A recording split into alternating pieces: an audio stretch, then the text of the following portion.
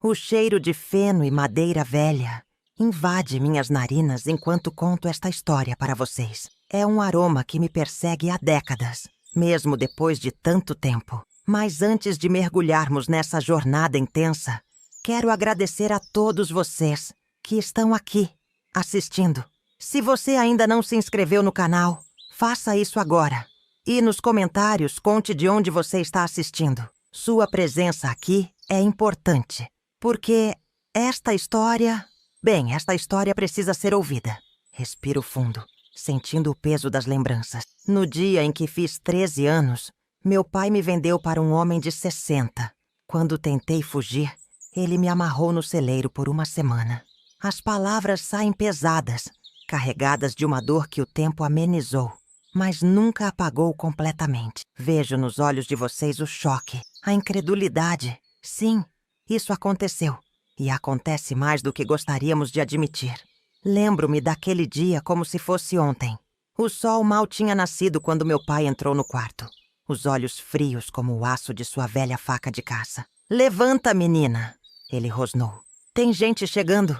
Eu não sabia naquele momento que minha vida estava prestes a mudar para sempre. Não percebi que aquele seria o último dia da minha infância, por mais difícil que ela já fosse.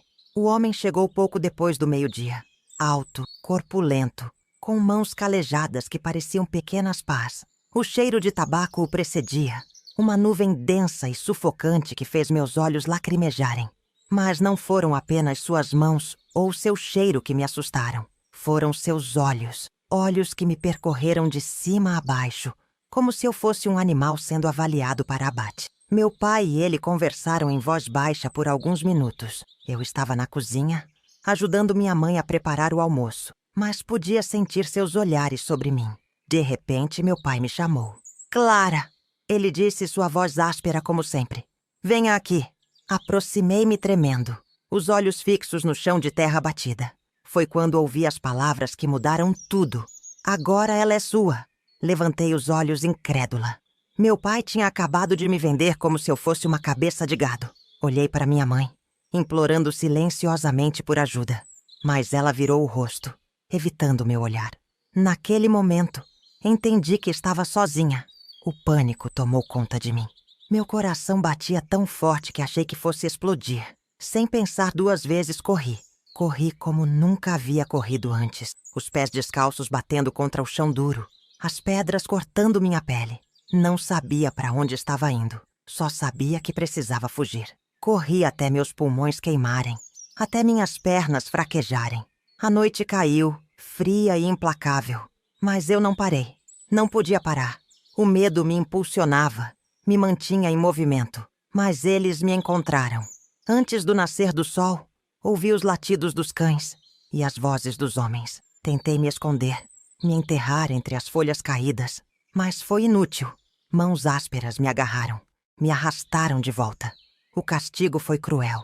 Fui levada para o velho celeiro nos fundos da propriedade. O cheiro de mofo e animais era sufocante. Com movimentos bruscos, amarraram meus pulsos e tornozelos com cordas grossas. A dor era intensa, mas o medo era ainda pior. "Até aprender a obedecer", disse o homem que agora era meu dono, os olhos brilhando com uma satisfação doentia. A porta do celeiro se fechou com um baque surdo, me deixando na escuridão, sozinha com meu medo, minha raiva e uma pergunta que ecoava em minha mente. Como eu poderia escapar desse pesadelo? Os dias que se seguiram foram um borrão de fome, sede e desespero. Eu alternava entre momentos de raiva intensa e períodos de apatia profunda. As cordas machucavam minha pele, deixando marcas que eu sabia que nunca desapareceriam completamente, nem na minha carne, nem na minha alma. À noite, eu chorava silenciosamente, as lágrimas misturando-se à sujeira do chão do celeiro. Durante o dia, eu ficava imóvel, economizando energia, tentando pensar em uma forma de escapar. Mas as horas se arrastavam e a esperança começava a minguar. Foi no 7º dia, quando eu já estava quase desistindo, que algo mudou. Um rangido na porta do celeiro me fez levantar a cabeça, esperando ver o rosto odioso do meu captor. Mas não era ele. Era uma chance de liberdade. Uma chance de mudar meu destino. Mas essa Essa é uma história para a próxima parte. Antes de continuar, deixe-me apresentar quem sou e de onde venho. Meu nome é Clara, e esta história começou há quase 70 anos, em uma vila tão pequena e isolada que nem aparecia nos mapas. Um lugar onde o tempo parecia ter parado, congelado em tradições arcaicas e crenças ultrapassadas. Nasci em uma casa simples, de paredes de barro e teto de palha.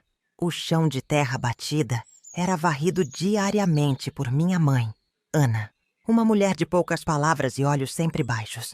Ela se movia pela casa como uma sombra, cumprindo suas tarefas em silêncio, evitando confrontos e, principalmente, evitando me olhar nos olhos. Meu pai, José, era um homem rude, de mãos calejadas pelo trabalho na roça e rosto marcado pelo sol inclemente do sertão. Sua presença enchia a casa, não por seu tamanho, mas pelo medo que inspirava.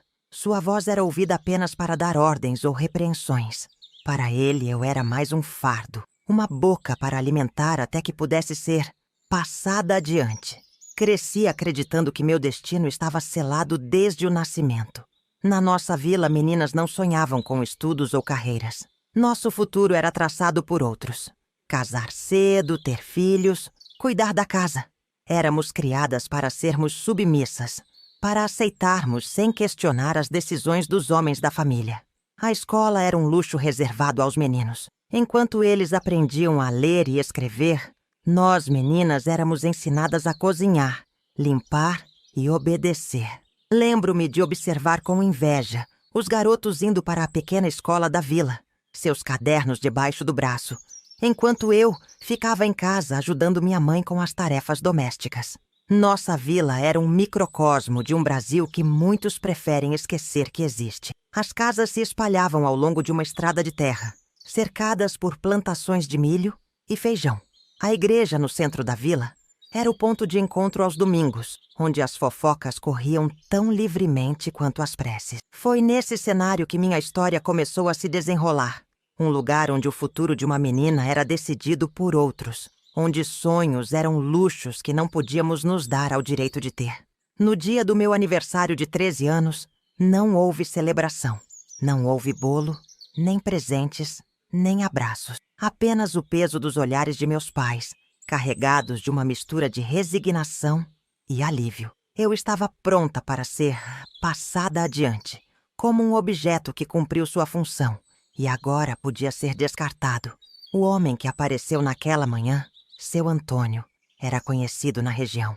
Viúvo, dono de terras, respeitado pelos homens e temido pelas mulheres. Seu rosto enrugado e seus dentes amarelados pelo tabaco contrastavam com a riqueza de suas roupas e o brilho de seu relógio de ouro. Quando meu pai disse, "Agora ela é sua", senti como se o chão tivesse sumido sob meus pés. Meu estômago se revirou e tive que lutar contra a vontade de vomitar. Olhei para minha mãe, buscando algum sinal de proteção, de amor maternal. Mas ela apenas virou o rosto, seus olhos fixos no chão de terra batida. Naquele momento, uma realização dolorosa me atingiu. Eu estava sozinha, completamente sozinha, em um mundo que parecia grande demais, cruel demais, para uma menina de 13 anos. Foi esse sentimento de solidão absoluta que me deu a coragem para fazer o impensável, fugir. Quando a noite caiu e todos dormiam, saí sorrateiramente de casa. O coração batia tão forte que achei que me denunciaria. Cada passo era uma mistura de medo e esperança. Corri pela estrada de terra, os pés descalços machucados pelas pedras e galhos. A escuridão era minha única aliada, escondendo-me dos olhos curiosos e das mãos que queriam me prender. O vento frio cortava minha pele, mas eu não parava. Não podia parar, mas a liberdade foi efêmera. Antes que o sol nascesse, ouvi os latidos dos cães e as vozes dos homens.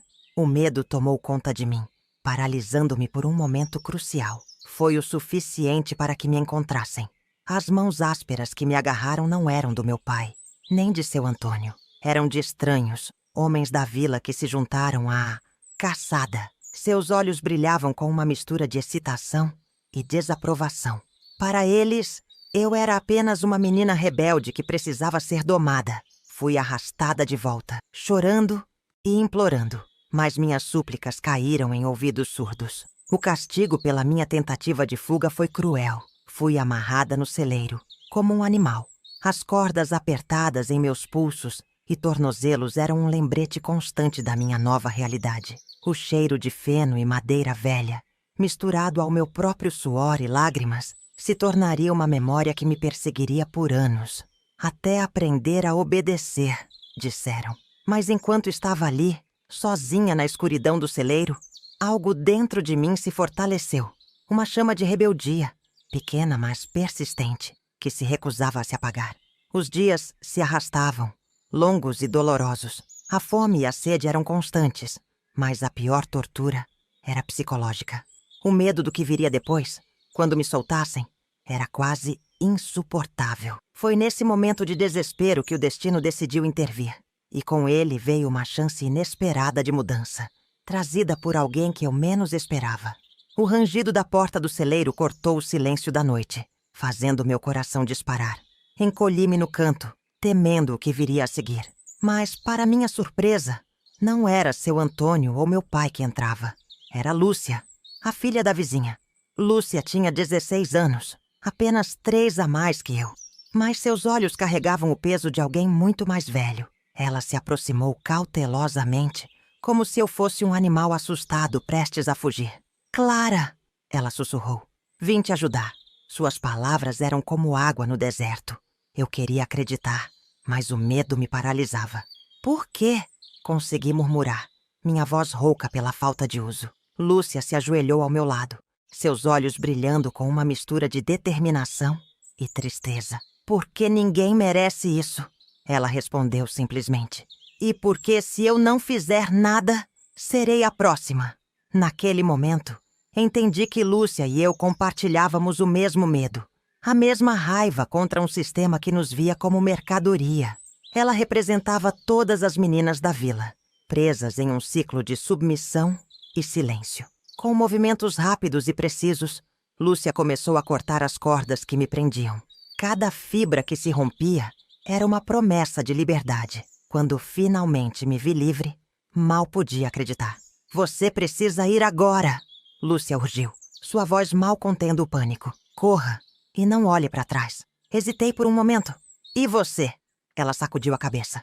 "Não posso ir. Minha família. Mas você pode. Você deve." Com o coração pesado, entendi que não podia ajudá-la. Não naquele momento. A única coisa que podia fazer era aproveitar a chance que ela me dava. Saí do celeiro como uma sombra, meus pés descalços mal tocando o chão. A noite era minha aliada, escondendo-me dos olhos vigilantes da vila. Corri em direção à mata, o medo me dando asas. Passei 2 dias na floresta, sobrevivendo com a água do rio e as frutas que encontrava. O medo de ser capturada novamente me mantinha em constante alerta.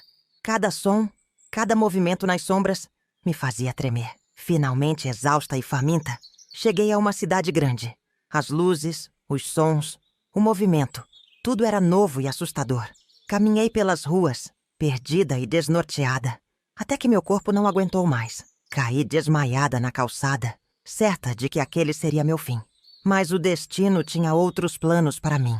Acordei em um quarto desconhecido, limpo e acolhedor. Por um momento pensei que tudo não passara de um pesadelo. Mas as marcas nos meus pulsos e tornozelos eram um lembrete cruel da realidade. Foi então que a conheci. Dona Teresa, uma mulher de meia-idade com olhos gentis e um sorriso reconfortante. Ela se sentou na beira da cama, suas mãos calejadas segurando as minhas. "Está tudo bem agora, querida," ela disse suavemente. "Você está segura aqui." Suas palavras desencadearam algo dentro de mim. Chorei como nunca havia chorado antes, deixando sair toda a dor, o medo e o desespero acumulados. Dona Teresa me abraçou, permitindo que eu desabafasse. Quando finalmente me acalmei, ela começou a me contar sua história. Dona Teresa dirigia uma casa de acolhimento para meninas em situação de vulnerabilidade. Ela mesma havia fugido de um casamento forçado quando jovem e dedicava sua vida para ajudar outras a escaparem de destinos semelhantes. "Você não está sozinha," ela me assegurou. "Já ajudei muitas meninas como você. E vamos te ajudar também." Pela primeira vez em semanas, Senti uma centelha de esperança, mas a sombra do medo ainda pairava sobre mim. E se eles me encontrarem? Perguntei, a voz tremendo. O olhar de Dona Teresa endureceu. Não vão, ela afirmou com convicção. E se tentarem, estaremos preparados. Nos dias que se seguiram, comecei a me adaptar à minha nova realidade. A casa de Dona Teresa era um refúgio, um lugar onde meninas como eu podiam sonhar com um futuro diferente. Lá, aprendi a ler e escrever, habilidades que me haviam sido negadas na vila. Mas a paz era frágil. Sempre que ouvia um carro parando na rua ou batidas na porta, meu coração disparava. O medo de ser encontrada e arrastada de volta era constante. E então, num dia aparentemente comum, meus piores temores se concretizaram. Eu estava ajudando na cozinha quando ouvi vozes alteradas vindas da sala. Reconheci imediatamente uma delas. Era seu Antônio. "Ela me pertence!" ele gritava. "Paguei por ela. Tenho o direito de levá-la de volta." Congelei, o pânico tomando conta de mim. As memórias do celeiro, das cordas, do medo, tudo voltou com força total. Dona Teresa manteve a calma. "Essa menina não é propriedade de ninguém", ela respondeu firmemente. "E se você não sair agora mesmo, chamarei a polícia." Seu Antônio riu. Um som frio e cruel que me fez tremer. "Polícia? Nesta cidade eu sou a lei." Naquele momento entendi que minha luta pela liberdade estava longe de terminar. O conflito que começara na minha vila agora chegava até ali, ameaçando destruir o frágil senso de segurança que eu havia construído. Enquanto os gritos continuavam na sala, eu me vi diante de uma escolha. Poderia me esconder, tremer de medo e esperar que outros resolvessem meu destino, ou poderia enfrentar meus demônios de frente. Com as pernas trêmulas, dei um passo em direção à sala. Cada fibra do meu ser gritava para que eu corresse, me escondesse, mas algo mais forte me impelia adiante. Era uma mistura de coragem e desespero, alimentada pela raiva acumulada durante anos de submissão. Ao entrar na sala, vi seu Antônio, imponente em seu terno caro, encarando Dona Teresa com desprezo. Seus olhos se voltaram para mim e um sorriso cruel se formou em seus lábios. "Aí está você, sua ingrata!" ele rosnou. Hora de voltar para casa. Senti o medo me consumir, mas as palavras de Dona Teresa ecoaram em minha mente. "Você não está sozinha." Respirei fundo e, pela primeira vez na vida, enfrentei meu opressor. "Eu não vou voltar", declarei, minha voz mais firme do que eu esperava. "Esta é minha casa agora." Seu Antônio ficou lívido. Ele avançou em minha direção, mas Dona Teresa se colocou entre nós. "Nem mais um passo", ela advertiu, seu tom gélido. "Clara está sob minha proteção agora. Se tentar levá-la à força, enfrentará as consequências legais." Nesse momento, ouvi sirenes se aproximando. Dona Teresa havia acionado a polícia discretamente. Seu Antônio empalideceu, percebendo que sua influência tinha limites. "Isso não acabou", ele ameaçou antes de sair apressadamente. Quando os policiais chegaram, Dona Teresa explicou a situação. Para minha surpresa, eles ouviram atentamente e prometeram investigar as acusações contra seu Antônio e meu pai. Nos dias que se seguiram, vivi em um estado de alerta constante. Cada barulho me sobressaltava, cada sombra parecia esconder uma ameaça. Mas aos poucos, com o apoio de Dona Teresa e das outras meninas da casa, comecei a me sentir mais segura. Foi nessa época que conheci Mariana, uma assistente social que trabalhava em parceria com a casa de acolhimento. Ela me ajudou a entender meus direitos e me preparou para o que viria a seguir: depor contra meu pai e seu Antônio. "Não vai ser fácil", Mariana me advertiu gentilmente. "Mas seu testemunho pode ajudar a proteger outras meninas." A ideia de enfrentar meus algozes em um tribunal me aterrorizava. Mas pensar em Lúcia e em todas as outras meninas da vila me dava força. Eu não podia deixar que o ciclo de abuso continuasse. As semanas se transformaram em meses. Eu me dedicava aos estudos com uma voracidade que surpreendia a todos. Cada nova palavra que aprendia a ler, cada problema de matemática que resolvia, era uma pequena vitória contra o sistema que tentara me manter na ignorância. Durante esse tempo fiz amizades que mudaram minha vida. Havia Júlia, que fugira de um pai abusivo. Fernanda, resgatada de uma rede de tráfico humano. E Beatriz, que escapara de um casamento forçado aos 14 anos. Nossas histórias, embora únicas, compartilhavam o mesmo fio condutor de resistência e esperança. Um dia, enquanto ajudava Dona Teresa a organizar doações para a casa, encontrei um livro que capturou minha atenção. Era uma biografia de Malala Yousafzai. Ler sobre uma jovem que enfrentou tantos obstáculos para defender o direito à educação me inspirou profundamente. Percebi que minha luta não era isolada, mas parte de um movimento global pela igualdade e justiça. À medida que me preparava para o julgamento, comecei a ter pesadelos recorrentes. Sonhava com o celeiro, com as cordas apertando meus pulsos, com a voz ameaçadora de seu Antônio. Acordava suando frio, gritando no meio da noite. Foi Dona Teresa quem sugeriu que eu começasse a escrever. Coloque suas memórias e seus medos no papel, ela aconselhou. Às vezes, dar forma às nossas sombras é o primeiro passo para vencê-las. Assim comecei meu diário. Página após página, despejava minhas experiências, meus temores e gradualmente minhas esperanças para o futuro. A escrita se tornou minha terapia, meu refúgio. O dia do julgamento se aproximava e minha ansiedade aumentava. Mariana me preparou o melhor que pôde, ensaiando meu testemunho, me explicando o processo judicial. Mas nada poderia me preparar completamente para o momento em que entrei no tribunal e vi meu pai e seu Antônio sentados ali, me encarando. Por um instante, senti-me novamente aquela menina assustada, de 13 anos. Mas então olhei para trás e vi Dona Teresa, Mariana e minhas amigas da casa de acolhimento. Seus olhares de apoio me deram a força que eu precisava. Respirei fundo e comecei a contar minha história. Minha voz tremia no início, mas foi ganhando força à medida que eu falava.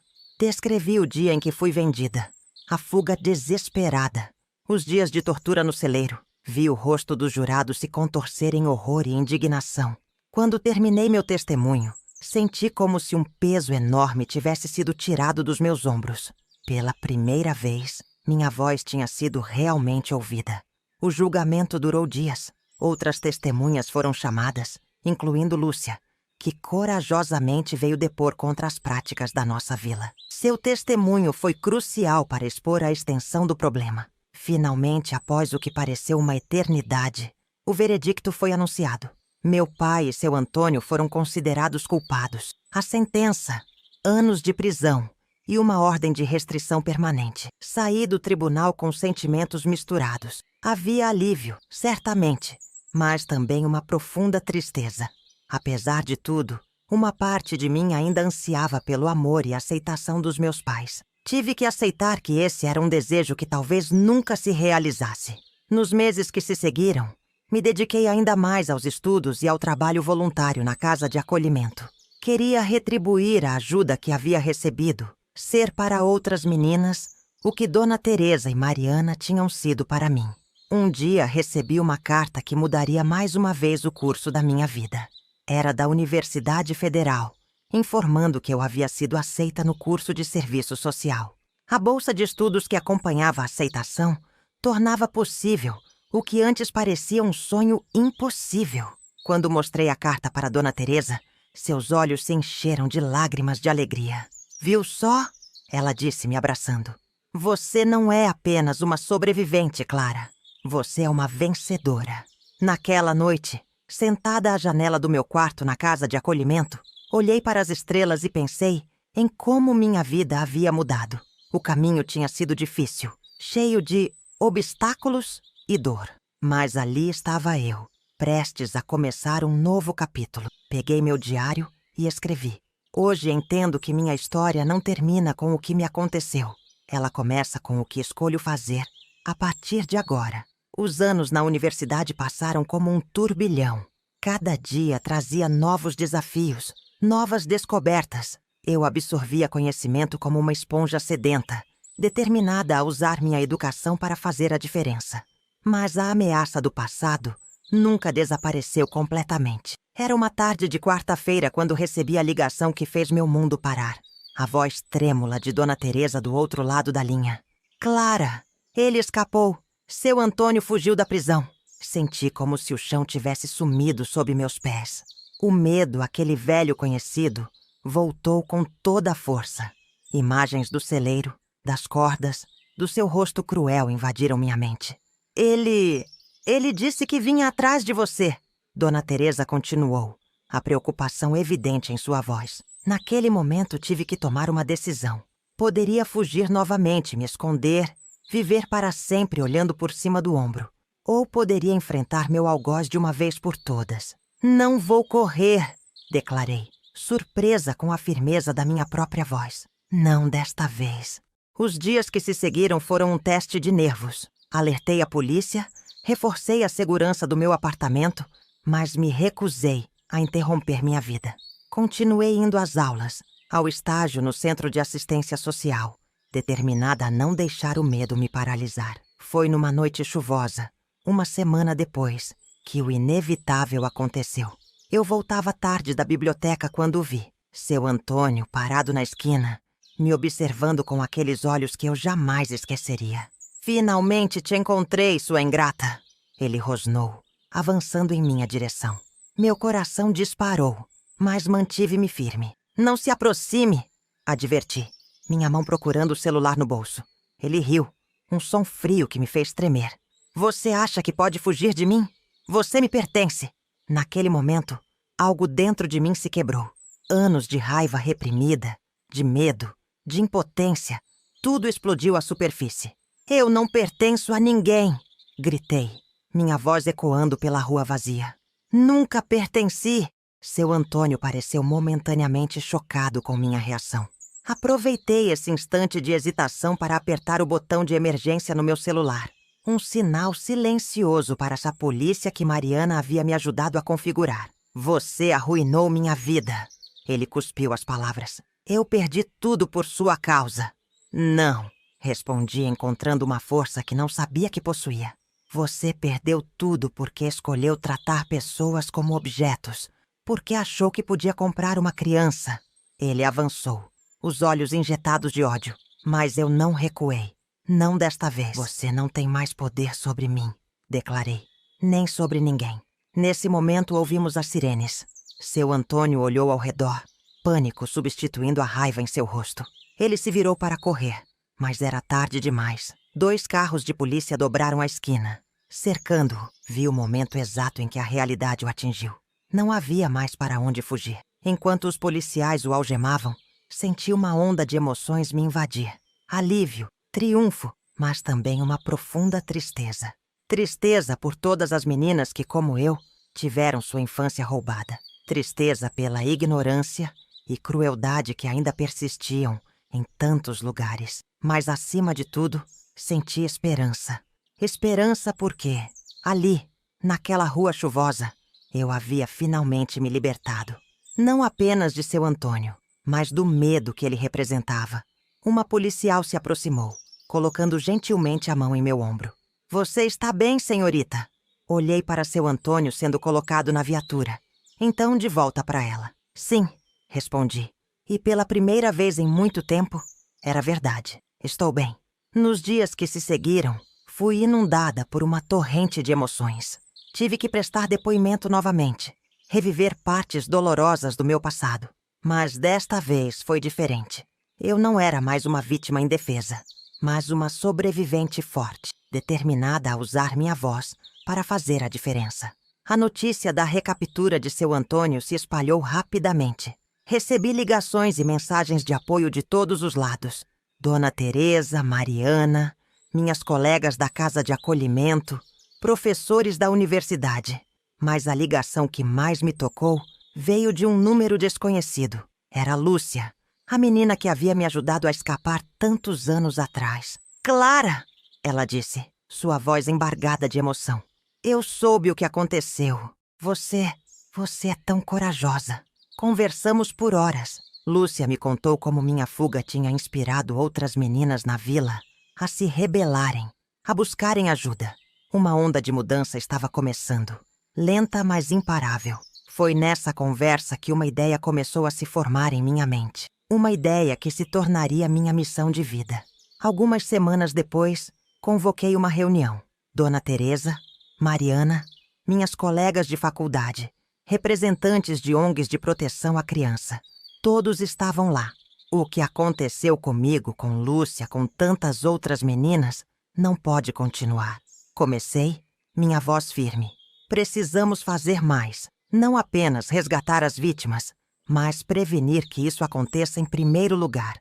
E assim nasceu o projeto Asas Livres, um programa de educação e empoderamento para comunidades rurais, focado em prevenir o casamento infantil e o tráfico de pessoas. O caminho pela frente seria longo e difícil, eu sabia. Mudar mentalidades enraizadas por gerações não seria fácil. Mas olhando para os rostos determinados ao meu redor, senti que era possível. Naquela noite, sentada à minha escrivaninha, abri meu velho diário. Na última página, escrevi: hoje entendo que minha história não é apenas minha. É a história de milhares de meninas que sonham com liberdade. E por elas, por nós, continuarei lutando. Porque cada menina merece a chance de escrever sua própria história, de voar com suas próprias asas. Fechei o diário, sentindo uma paz que jamais imaginei possível. O pesadelo tinha finalmente acabado. E um novo capítulo, cheio de esperança e possibilidades, estava apenas começando. Os anos se passaram e o projeto Asas Livres cresceu além das minhas expectativas mais otimistas. De uma pequena iniciativa local, nos tornamos uma organização reconhecida nacionalmente, com ramificações em diversos estados do Brasil. Hoje, aos 80 anos, olho para trás e vejo uma vida dedicada a transformar a dor em propósito. Cada menina resgatada, cada comunidade educada, cada lei mudada, são todas vitórias que carrego no coração. Lembro-me vividamente do dia em que retornei à minha vila natal, não mais como uma menina assustada, mas como uma mulher determinada a fazer a diferença. O contraste era gritante. Onde antes havia silêncio e medo, agora ouvia-se o riso de meninas indo para a escola. Encontrei Lúcia, agora uma senhora de cabelos grisalhos como os meus, mas com os mesmos olhos determinados de sua juventude. Juntas, caminhamos pelas ruas de terra, relembrando o passado e celebrando o presente. Você vê aquela escola? Ela me disse, apontando para um prédio colorido no centro da vila. Foi construída no terreno onde ficava o celeiro. Onde antes havia correntes, agora há livros. Aquelas palavras resumiam perfeitamente nossa jornada. A transformação não aconteceu da noite para o dia.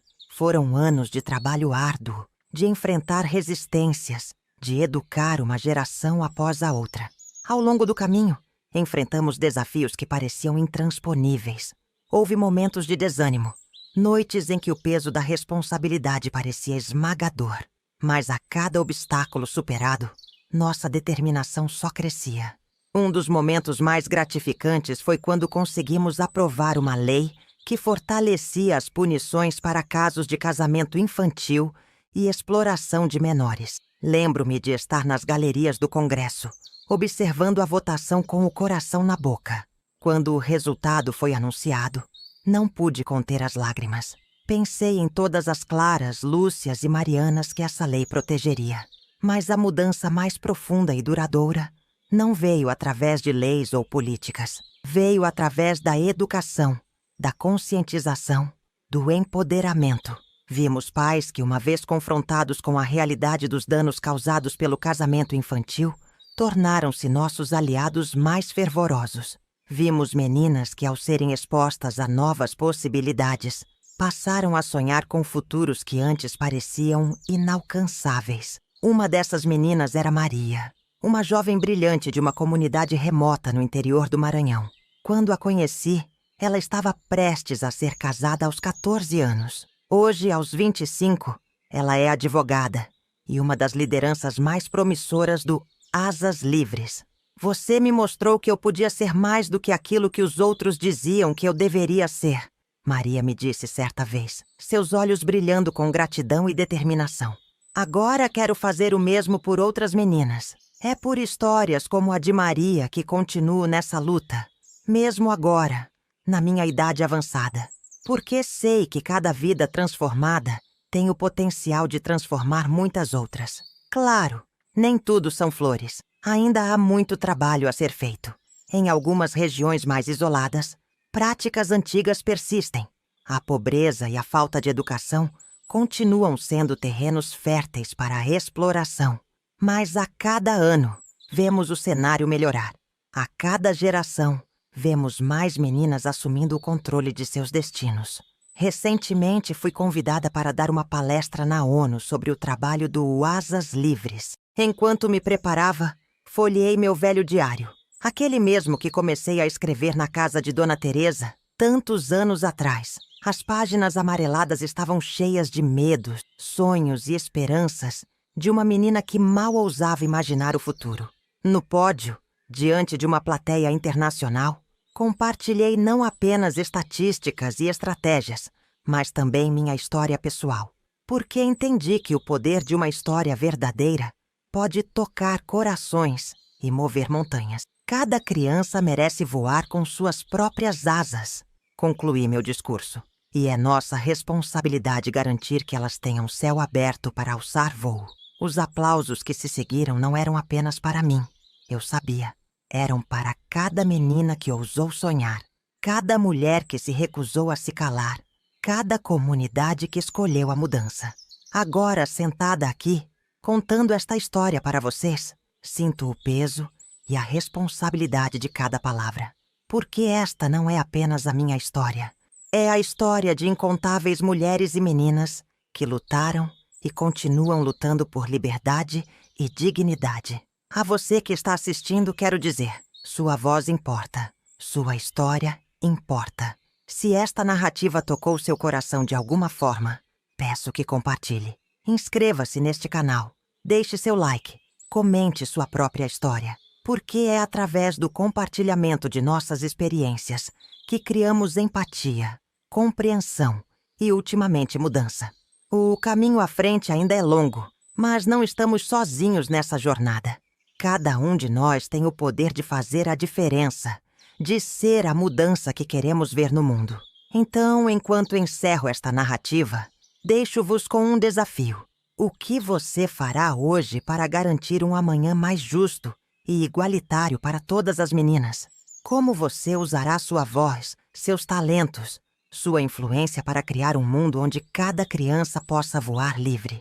A história não termina aqui. Na verdade, ela está apenas começando.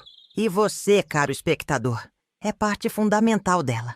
Obrigada por ouvirem minha história. Que ela sirva de inspiração e chamado à ação. Juntos podemos criar um mundo onde nenhuma menina precise temer seu futuro.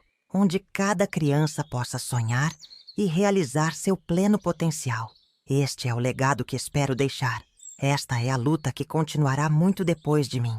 E com sua ajuda, sei que um dia, finalmente, todas as asas serão verdadeiramente livres.